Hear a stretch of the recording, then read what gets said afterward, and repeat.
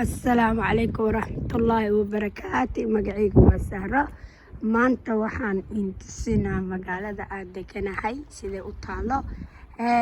ma jecli inaan aniga youtube-ka soo galo laakiin maanta waxaan duubayaa video waxaan deganahay wadankan oo Yurub meel ka mid ah marka dadku waxay dhahaan Yurub waa qurux badan tahay Yurub ma qurxoona ayaga ayaa wadankooda samaysteen kala dambeyn anaga hadaa wadankeena kala dambeyn iyo kala ixtiraam iyo leys caawinayo oo dadku wax isku qabanayo kala arag oo hadii tii ilaahay oo lagu dhaqmi waayo tanbilaadanimada ayaa fiican in lagu dhaqmo waxa dhibka yaalo qof kastaba qofta kale ayay fiirinaysaa inuu qof yahay ay u malaysaa dadku wax uma jiro dadka dhan way fiican yihiin ilaahay intuu uumay wuu jiraa dad iska feer qaloocan maanta waa qabow shalay iyo daraad way fiicneed jawiga maanta waa qabow waa talaajo maanta waa bishii saddexaad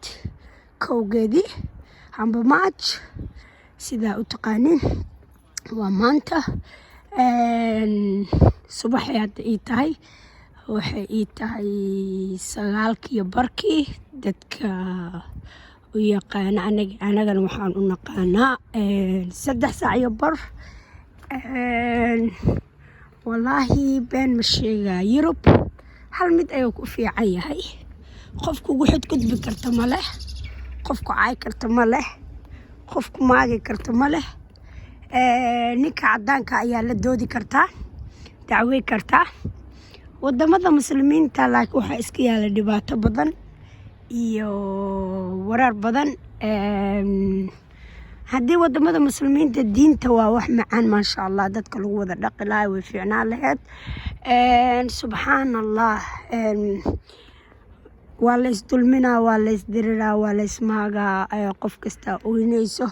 xaqa waxay sheegaysaa inaan la isdulminin inaan qofta kale ay fiirin hal mid aan la yaabo laakiin mar kastaan ka yaabaa balo youtube-ka anagaa noola furay maasha Allah dadkayga Soomaalida youtube-ka ay u furan caalamka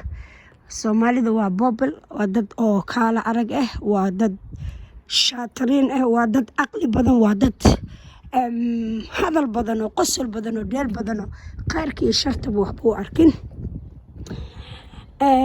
laakiin hal mid ayaa ka calool xumaada hadduu fanaan yahay haddii uu macallin yahay hadduu inuu wax samaysto rabo hadduu inuu wax qabsado rabo waa la maaga subhanallah marka insha Allah wax yarna ma fiicna in la ismaago amba la caayo diintayna way diiday la iscaayo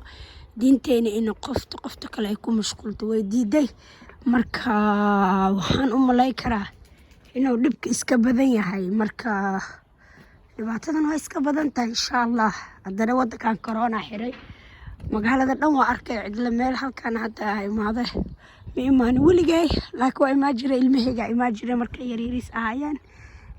marka waa meel xadiiqa camal eeyaha lagu wareejiyo oo wax lagu fiiriyo markasta guri leh ku duuba youtube-ka marka maanta waxaan dhahay wax yar waa soconaa inkastoo qabow jiro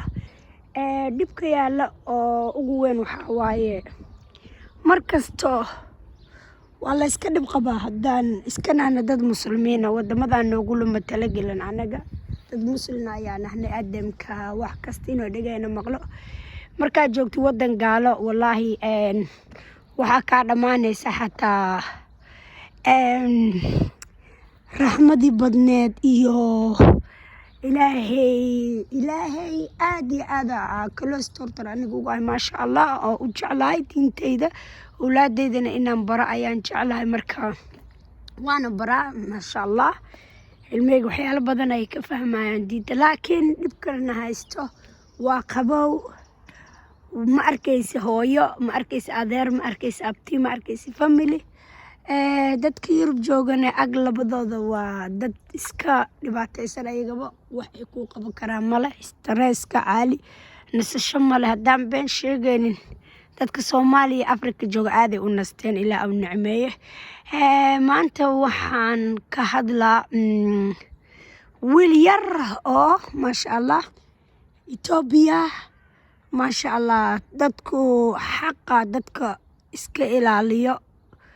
iyo dadka xaqa islaameed cunala bay kala yihiin maasha allah wallaahi wiilkaasi waa wiil yaro shabaaba waxaanu dhahay 4 wiil iyo 4 gabdhood hooye aabahe wuu dhintay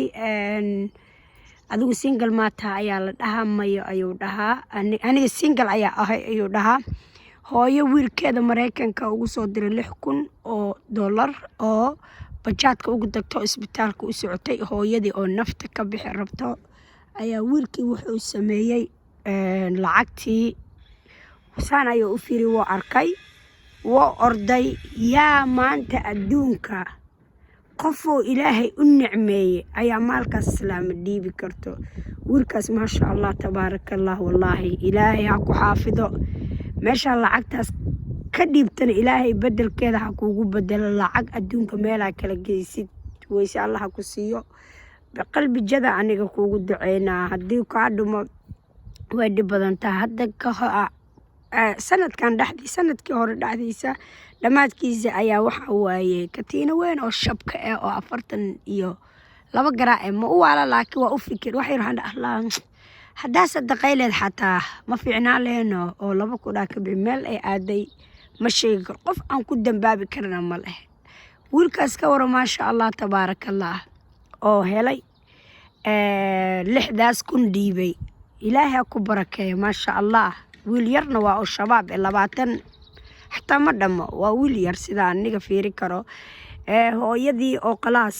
naftii inay deysan rabto oo ugu tala gashay in lacagtaas ay dhiibto ay siiso isbitaalka wiilkeeda ugu soo dhiibo Mareykanka wiilkii bajaadkii ayuu qaatay hooyadii ayuu raadis u bilaabay maasha allah wallaahi waa wax fiican adduunyada dadka xaqa iska ilaaliyo zamankan aan ku jirno way yar tahay wallaahi maasha allah anigu waan dhiibi lahay aniga ayaan ka hadlaa nafsadayda ma qaadan lahayn wallaahi ma iska daay 6,000 haday ahaa le dunida nuskeedna ma qaadan lahayn anu meeqa sana noolaana meeqa sana adduunka leeysiye adduunyo waa baahi badan ayaa taalo cudur badan ayaa yaalo isbitaala u socotaa aqirana waa ka tagaysaa waa dhimanaysaa adiga lagu dhaw adduunku waa ka tagaysaa oo waa dhimanaysaa inaa wax islaameed qaadid waa xaraan qadcima inaa wax islaameed taabatid waa wax qadcima marka adigu ma lihid xaqaada ma aho laakiin dadku qaarkood shaydaanka camalka dhiga indhaha shaydaanka baa sabka siina allahumma najinayna shaydaan iyo rafaadkiisa ilaahayow shaydaan hanala dirsiin wax islaameedna hana siin adduunyadana cimri dhari cibaado suuban iyo taqwa allah naga siiyo xusni qaatimana allah nagu dilo wallaahi marka walaalahay meeshaas waxaa ugu baxaa fiidiyowgii like sharing comment idinka waay dhiirgeliya sidaan fiidiyoyaal kastaba igu soo dhigo hadda wiilkaas ayaa soo dhigaa fiidiyowgiisa wax yar asagaa sii dhammaystiray ka bacdina في سبيل الله السلام عليكم ورحمة الله وبركاته يا وحو أركي العكتي إني سور هذه هالكي كذا تكتب ويمد ما شاء الله هذه يد بنو فرح سنة يقول هذا اللي يرى العين تاسع حلال ما الله وأنت عيننا هذا الخير الله كسيه تدك سوماليا وحلنا ويلاش السوماليا بتاعه حبش هذا ما أنت يهمون سوي علينا هذه يد بدر ما سنت هاي وير كاير ودوري توانشي وحو هلاي 6,000 oo dollarka Mareykanka oo lacag u dhigantaa wuxuu u geeyay hooyadii lahayd lacagtan oo aan filaynba inay helayso lacagtan guud ahaanba hooyadan ayaa oohin la fariisatay cusbitaal hor iyo 400 oo bir oo lacagta wadanka Itoobiya taasoo u dhiganta wax ka badan 6,000 oo dollar hooyada lacagta iska lahayd ayaa ku hilmaamtay ama ku ilowday bajaajtiisa lacagtan oo ku jirtay bac madow iyadoo xasuusatay goor dambe oo bajaajto ay tagtay hooyadii ayaa naxdin istaaga ka dhici gaadhay hadal ayaa ka soo bixi waayay wax ay samaysay ayay garan weyday waa lacagtii wiilkeedu u soo diray ugana soo diray dalka Mareykanka si ay isugu daweyso